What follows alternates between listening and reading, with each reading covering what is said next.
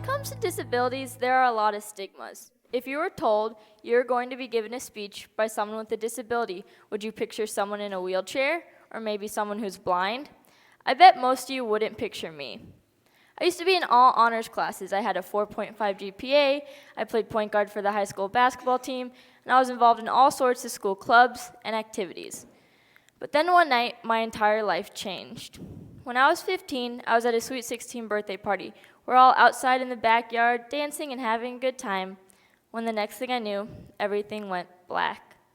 When I opened my eyes, I saw all of this wood on top of me. I was in excruciating pain. The patio had fallen down. I was crushed by 1,700 pounds of wood. It's amazing what the body can survive. That night, I broke 7 vertebrae in my back. 4 of them burst into pieces.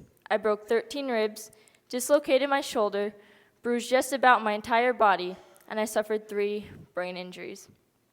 I was lucky just to be alive.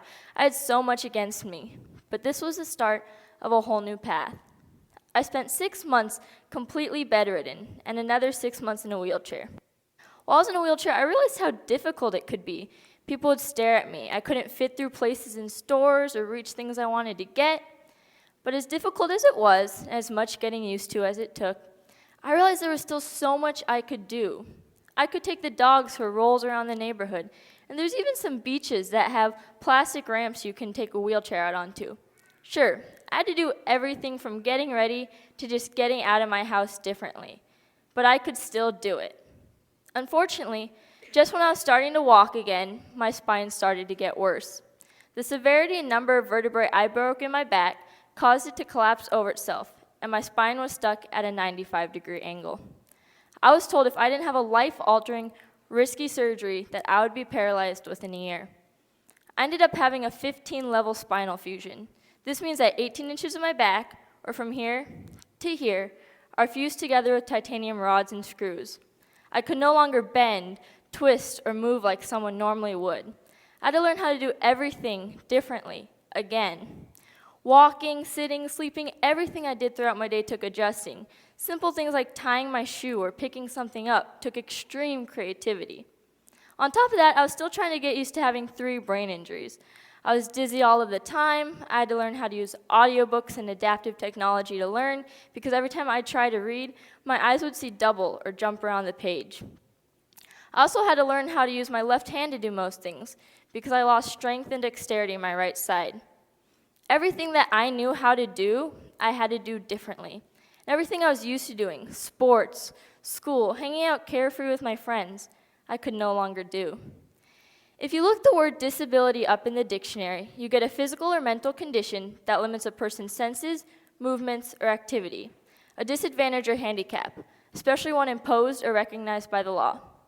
But if you look up the word ability, you get the capacity to do something, talent that enables us to achieve a great deal. I believe that disabilities lead to new abilities we might never knew we had. Often when you lose one thing, you gain many new talents. I know this has been the case for me. I can no longer play sports or do most of the things that I loved, so I found new things to love. I started painting because after my brain injuries, I saw things differently.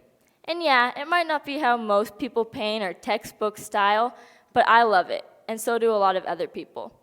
What I want is for us to look at a person and see their abilities, not their disabilities. From the time we're little on, we're told it's okay to be unique and different. Well, some of us aren't given a choice. We just are different. I encourage you to look past the wheelchair or the label that we've placed on someone with a disability and get to know them for who they are. Because the truth is we're all different. Some of us, it's just a little easier to spot.